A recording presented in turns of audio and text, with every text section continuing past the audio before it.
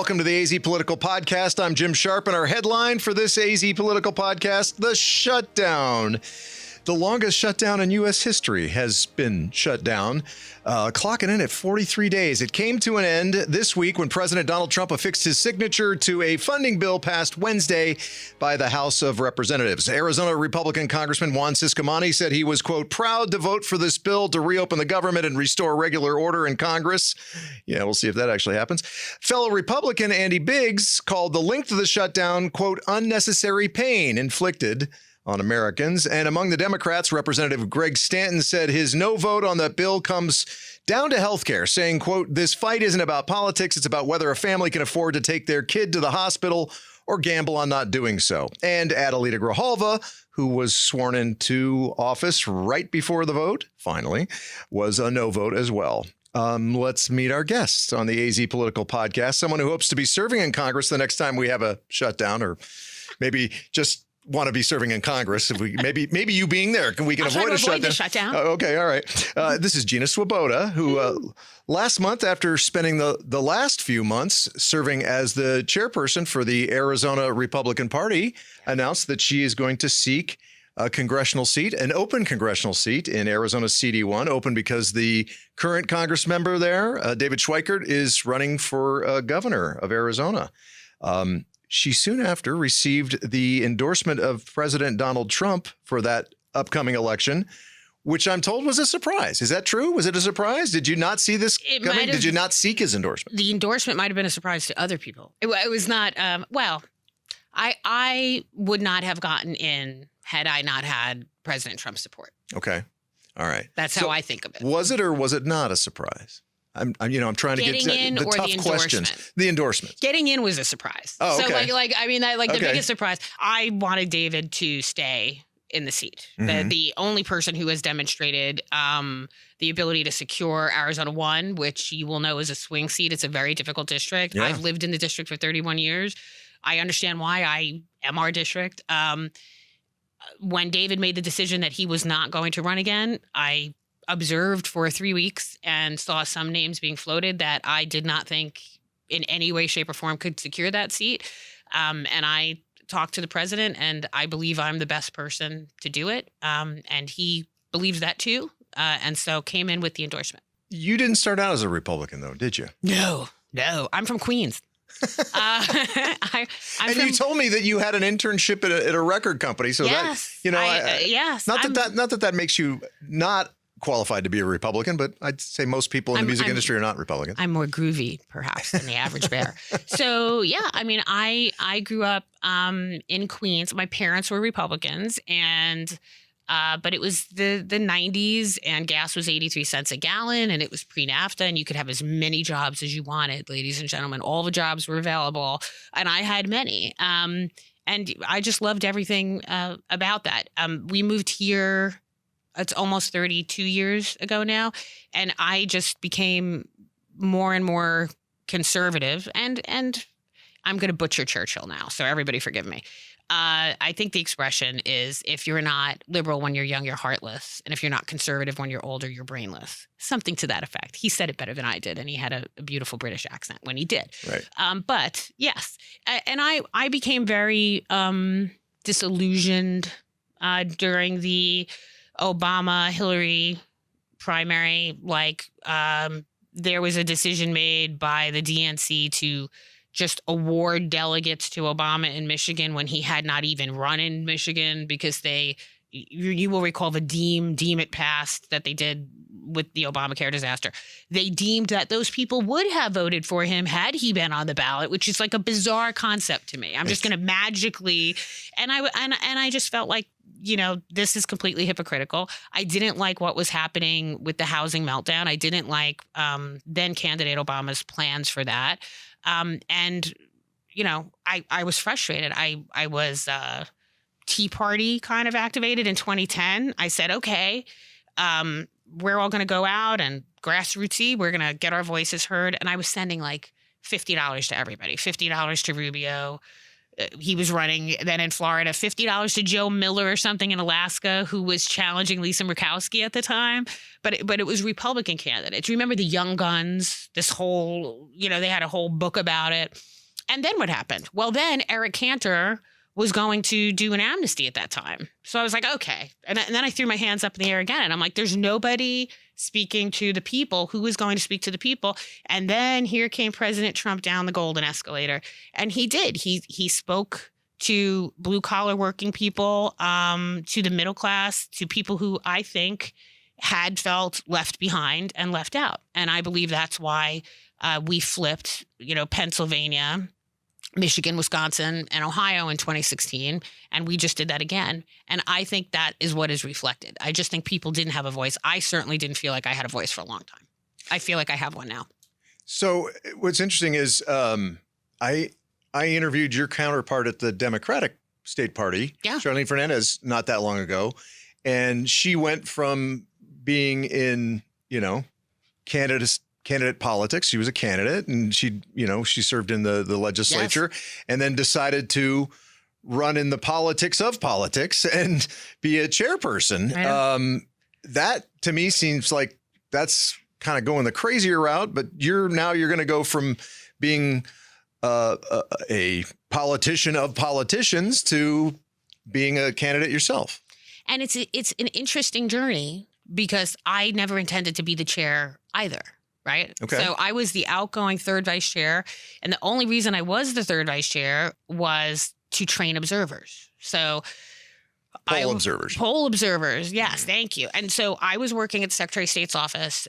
And in August of 2020, I was headhunted out of that office by the Trump campaign to be their director of election day operations. And that's the first official political thing I had ever done in my life. And it was more on the policy side, right? This was go train people in what the law is, tell them what to look for, teach them what, just call this number if this and this and this don't happen, or if this and this and this do happen. And then, of course, the chaos of that election. And I sat home for 6 months and ate what I refer to as grief donuts. I'm Italian and Irish. I ate grief donuts. It was devastating.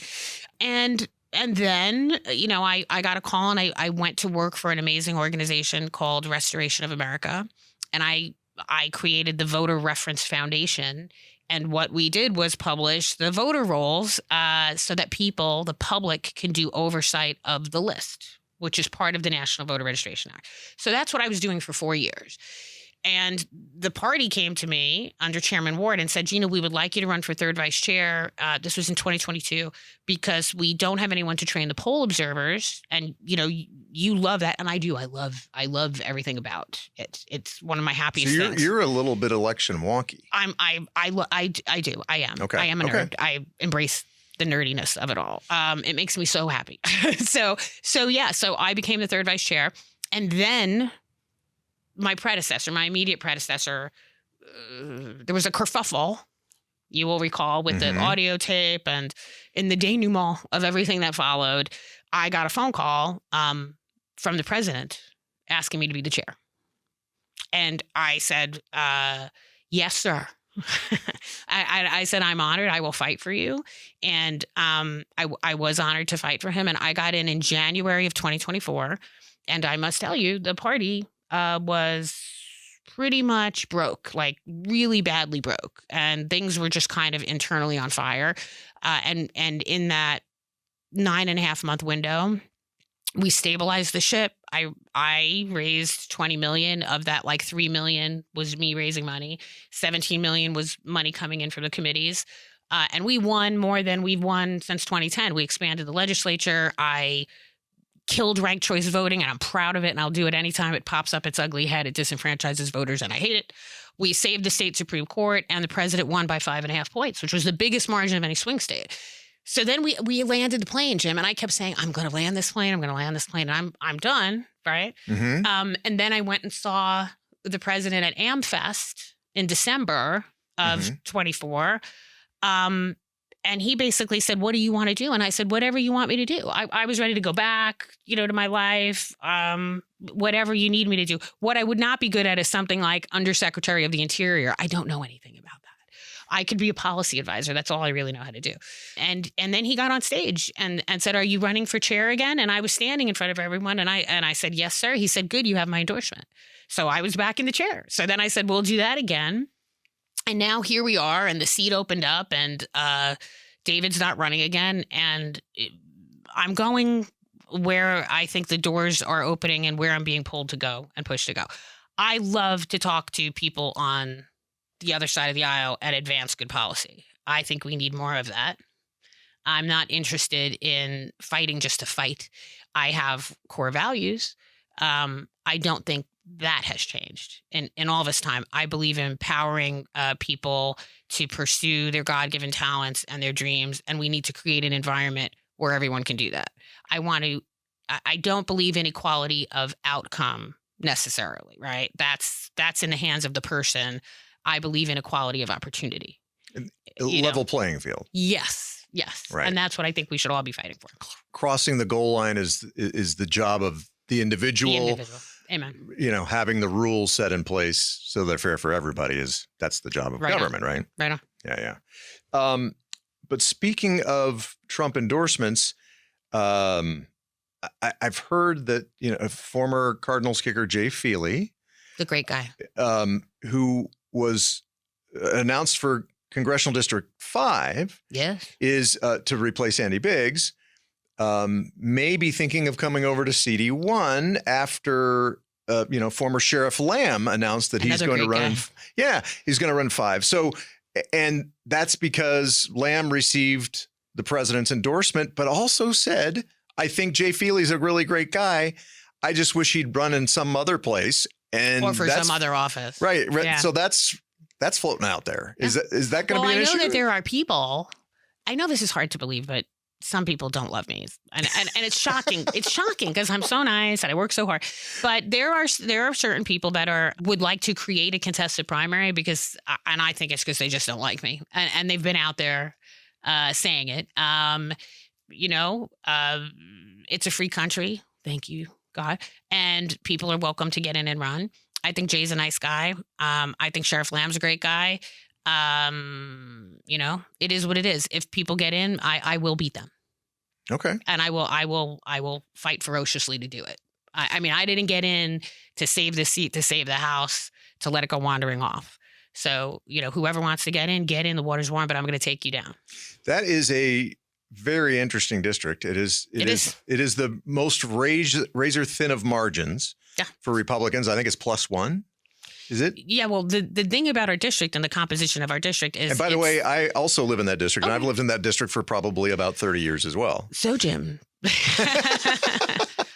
ask your cell phone number when this is over and earn your support. I would be proud to earn Jim's support in my race. And because independents can't help me. I'm not going to ask you on air, what your party is, but I can't accept. I am a NDA. Well, there you go. No party designation or whatever it is. You can sign if you would like to help me get on the ballot. NPD. Yeah. So we're in the top 3 most highly educated districts in the country. We're the most affluent district in the state. These districts that used to be Republican, we've had a lot of shifting, right, of the bases. And so what we saw, and I think it kind of completed itself last cycle for the most part, is that the working class has come over to the Republican Party, but we have lost a lot of affluent, highly educated voters. They have kind of pulled over to the left.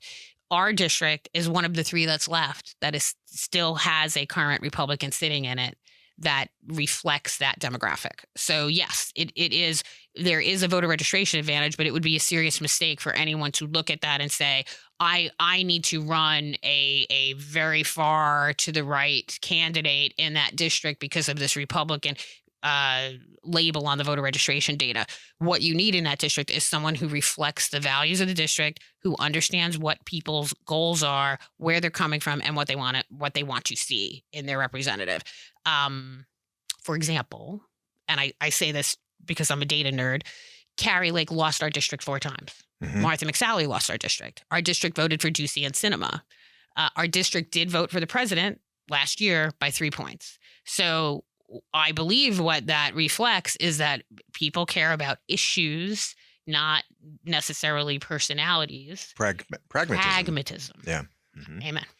And it's funny because Congressman Schweikert has, there were several times last year. He's been on the podcast a few times. And I think the last 2 times he's like, can we talk about how I way outdid what the predictions were in this district? And Yes. he does things. And I've told him before, you do things in a way that I would never have suggested when I was running campaigns. And that is, you don't talk about Social Security running out of money. You don't talk about Medicare running out of money. And his response always is, the people in my district are intelligent enough to know that I'm telling the truth. Even if they don't want to hear it, they know it's the truth. And so they vote for me because of that. Yes. And because we are a fiscally centered district, right? That's what people want to talk about. That's what they want to hear about. Okay. Mm-hmm. You're not like, to quote the consultings, right? You're not just throwing red meat to the base and getting people very excited. You need to meet the voter where they are. That's the mistake the Democrats made last cycle, Jim. Like, I went all over the state and I asked the people, what do you care about? What are you concerned about? And they told me, and then that's what we spoke about. That is not what happened on the left. And the same thing will happen with candidates in individual races. If you don't meet your voters where they are and address the things that they're concerned about, you are talking into the void. You're just talking to yourself and you're not connecting in any way. Why would people give you their support if they think you don't understand them or their values? What is your background before you became a Republican? And I don't mean politically. I mean, what were you doing before you became an election nerd, as you put it? I did healthcare compliance for 20 years. My first 3 jobs were on Wall Street. My dad, God rest his soul, was the vice president of over-the-counter trading at Merrill. So I just kind of naturally, went that way. I was in the light aircraft division of a property casualty carrier for a while. Wow. Insurance, finance, insurance, compliance. But I love compliance. So what's funny is rules. What's funny is when I had Congressman Schweikert on, we talked about him running for the governorship, obviously, and I said, somebody in our web department asked, who's going to do the charts and all that stuff on on the floor of the House? Maybe it's you that replaces him. I do love a graph. I'm not going to lie to you. I do. And I love to talk about it. And I probably gesticulate more than David. That's the Italian Queens part of me. But it's very handy when you're pointing at the graph because and you articulate the data in a way that it is received by everybody. So I do think I'm good at communications. I think I have a particular skill, to quote Liam Neeson, a woman of particular skills. I have, I think, the ability to take a complex issue and translate it in a simple way that comes across perhaps better than the average politician. When you're taking very complex issues and you have this much time to do it. Mm-hmm. If you can't get it out in a way that's understandable, then you don't really know it. And if you can't own that subject, then you really shouldn't be talking about it. Right. Is that going to be your number one issue? Fiscal responsibility? The economy, yes, 100%. Okay. I mean, that's where we're at right now. And do you feel like things are as much on fire as Congressman Schweikert feels like they are as much on fire? Oh, they are. I mean, now here's where I think, and I don't want to speak for David, but I've had the discussions, right? So I do believe that we have one shot. It's now we're in the Avengers. You got one chance to try to grow our way out of it because we're already in the air like Wile E. Coyote. We went off the cliff. Mm-hmm. That David has been articulating to us. This is where we're going. This is where we're going. We're there. We're in the air pocket now. Okay, mm-hmm. We're way past the point of no return. So you can either try to grow your way out of it, or you can just have enormous pain and contraction, and that's not good for any society because then. The things that happen when that occurs in a large society are just not good. So we have to try to grow our way out of it. So let's take tariffs as an example. Tariffs are probably helpful on a national level, but in Arizona, it causes us a particular amount of pain just because of the way our economy is structured, right? But we've got to give it a shot because growth is our only option at this point. You can't tax your way out of it. You can't artificially devalue the currency and spend your way out of it by creating more inflation and devaluing the dollar, which just causes more pain. You've got to try to grow your way out of it. And I believe that's what President Trump's doing. And that's what Congress has to try to help him do. And that's why that one big, beautiful bill, I believe, with those tax cuts being maintained was so important, because what it would have done, Jim, is just totally constricted the attempt to grow if those tax cuts had expired. Is tariffs the only spot where you disagree with the president fiscally? I mean, I agree with him on tariffs on a national level. I just think Arizona's in a difficult position on that. Well, your job is to, if you get elected to Congress, your job would be to represent Arizona, not the nation necessarily. Yeah. I mean, the nation and Arizona. The nation. Mostly Arizona. Hopefully we will work together and grow. I think that, so let's just hit it.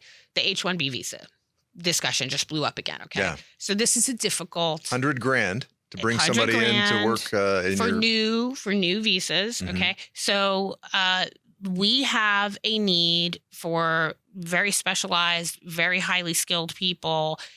As the president is trying to bring the manufacturing of these high-end, like, we're not talking about garment manufacturing anymore, right? We're talking about high-end skills. However, and I understand exactly what the president was saying to Laura Ingraham on Fox when he said, we can't just take people from one field and put them in another. So yes, we need that. However, we need to, we cannot take this program and turn it into a cheap labor importation program that takes 75% of STEM graduates. 75% of them are not working in STEM right now. Mm-hmm. That is a huge problem. So there has to be another way. That program either has to be reformed or the public is not going to support it. And if they don't support it, then we are going to lose the specialized talent that we need. But we absolutely cannot have multiple generations who have been told to go into STEM, Jim. Everybody's been told, go into STEM, go into STEM. And then they can't even get their foot in the door, and it's artificially suppressing wages. So there's a difference between, super geniuses that are coming in to gear something up, which Secretary Bessent tried to articulate yesterday morning. Okay. Oh, my word of the day seems to be articulate. He expressed to us that his feeling was people were going to come and then for 3 to 5 to 7 years train people. Okay. If I'm the mother of a graduate from college and I hear 3 to 5 to 7 years, I just want to rip my hair out. Yeah. If I'm a middle-aged, older tech worker that's been pushed out over and over again, I want to tear my hair out. So there has to be a better way. It's not enough. It has to be addressed. It has to be addressed immediately. And we've been through this 3 or 4 times. So I do understand, again, it's nuance. It's hard to explain in 5 words or less for 5 minutes or less why we need to do the thing. But if the American people give up, we're a hopeful people. We're an aspirational people. We can't just throw our hands up in the air and go, well, they brought all these jobs back, but they're not for us. We're importing people to work at the plant. Like, that's not happening. Right. But also, those H-1B1 visas are also for bringing doctors in, which we have a huge shortage of, and we do particular doctors. And that feeds back into the fact that they have not let us open more medical schools. So and that's part of the problem. So we just had a conversation that we have to have 600,000 people here on student visas to go to the schools, or the university system will collapse. Mm-hmm. And then we're telling people that you don't have the skills necessary for these high-end jobs, at the same time that we're not going to have these lower-end manufacturing jobs ever return. Something's going to give in this process. Okay, so what is it going to be? People need to feel that there is a path and a plan and a future. I give you hope for a future, okay? So there is a way to do it. Look, when I was younger, like my grandfather, when he passed away, God rest his soul, I mean, the man had like 6 pensions because every employer used to do on-the-job training. Right. Okay. Everything that I learned in my life, I learned on the job. I did not learn these things at the university. The university was supposed to teach you how to think for yourself. it wasn't to necessarily, unless you were in a tech degree, but like a liberal arts degree is to teach you how to think, how to reason, how to rationalize and form your own opinion. And then you went into the workforce, and then you got educated and you got promoted from within. And, they had training, they had classes. At some point, it became cheaper to just import someone who already had the skills than it did to train our own people. So why don't we do a public-private partnership and give a partial payroll tax credit offset for the companies that are training those people from within? What I think the president and Secretary Bessent are saying is we need to bridge to get there. And that is just a fact. So on the higher end, with the jobs that are coming over, with all the investments that the president's bringing in, which we have to have, again, back to growth, we have to have it. We have to create a bridge for people. Where are they going while we're waiting for them to be trained to take over at these high-end, highly specialized roles? And that's what we have to do. Besides fiscal policy, yes. What else are you going to want to be known for if you actually end up in Congress? Oh, I love that question. On committees, like I love rules. You know what I want to be known for? I want to be known for someone who helps solve problems to make our people's lives better. It should be much simpler than it is. And we have this ongoing issue, and we see it on the ground here in Arizona at a state level, at a party level. There is a cohort that has become, and I love all of our people, but I refer to it as the MSNBC viewership model. People are beginning to be almost addicted to being outraged and betrayed, and they're more attracted to fighting than they are to finding the place. And that goes on both sides. Oh yes, this is in no way directed at one party, but finding the place where we can come to agreement and then advance the policy. What good does it do me to just keep voting no on something because it's not everything I want? Well, now you're forcing the rest of the majority. I see this at the legislature all the time. You're forcing the rest of the majority to deal with the other party to get a budget passed because you're just like, no. I'm not a fan of the no caucus. Okay. No and a token will get me on a bus. It's not going to solve any policy issue. It's not going to make anybody's life better. People weren't sent there to just say no. Okay. I believe that people get elected to go and advocate for their constituents and address the policies and move the ball down the field to help them get to a place where, as we said, you're growing the pie for everyone. The tide is lifting for everyone. And we used to hear that from our leadership. I hear that from President Trump. I hear that from some of our congressional members. And then a lot of other people just want to get on the floor and make a big speech and talk about the purity test. Oh, I am the most, conservative, or I am the most progressive. And that doesn't help anybody. And the American people are sick of it. I think they're just sick of the fighting, and they're sick of nothing getting done.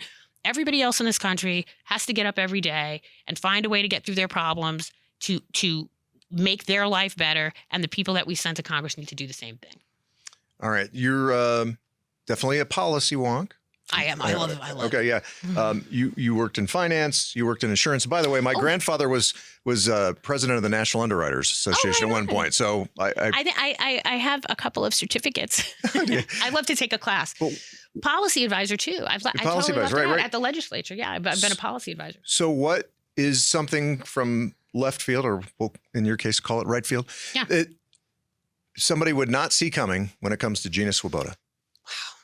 Well, they probably don't realize how much I love insurance, to our point. Okay. And like health insurance and life insurance, they need to be portable across state lines. I was listening to a discussion this morning, and a woman phoned in, and she was like in Florida, and the person is on the Affordable Care Act, okay, which a lot of us are now on because employers have stopped insuring, right? That was the whole point, is we don't want it through employers because then you're tied to it, and then it's COBRA. And if you've ever been on COBRA, it's a fortune to keep your premiums going. But they can't, the marketplace plans are not allowing them to have a provider when they're out of state unless it's like a catastrophic emergency. So if you are a person that, and these are upper end people now. We're not talking about access. We're not talking about Medicaid. We're talking about the middle class, the upper middle class that have these affordable, really, healthcare plans. If you spend 3 months of the year in your other house, you can't use your benefits there. you're in trouble. It's ridiculous. It would lower the prices if it was portable across state lines. And I love the insurance industry, but they spent a lot of time for a lot of years making sure it was not portable across state lines so that they would not have the competition. Okay. Right. If we believe in free market capitalism, which I do, then we believe that competition is good and that it is better and it improves the product for the consumer. These policies have to be portable. Everybody has to be able to compete in all 50 states. And once you do that, I think you're going to unleash some of the market forces that we used to see. The signals and the mechanisms are broken, Jim. People can't tell what the price would be because it's a captive market. You surprised me because I thought you were going to say something like, most people don't know I always wanted to be a stand-up comedian. Oh, I wanted to be, okay. I wanted to be, and we talked about this, a record producer when I was young. Mm-hmm. I love music. I love sound. I think vinyl has depth that you just don't get in a CD. It's couldn't flat, agree more. Right? So I've got a huge vinyl collection. I love music. I think it's like the universal language. And I would have loved to have been a producer and sound. I love the wall of sound without, Phil Spector's personal problems. Right. God, Yes. Didn't mean to go there. Agreed. Yeah. But yes, I do love sound. And I think music's an outlet. And I bang away on my drums. I'm terrible, but I bang on them. Oh, I guess you're a fellow drummer. I had no idea. Oh. And you probably like the sound of Congresswoman Gina Swoboda, if that happens to come true. So thanks for joining me. Thank you, Jim. It's been a pleasure to be with you. I love the show. Thank you so much. And good luck with the campaign and everything. Thank you. All right. And thank you for catching us here on the AZ Political Podcast. I'm Jim Sharpe, and we'll see you soon. Thanks for watching the AZ Political Podcast with Jim Sharpe. Click the box to watch more from KTAR News and tap the button in the middle to subscribe.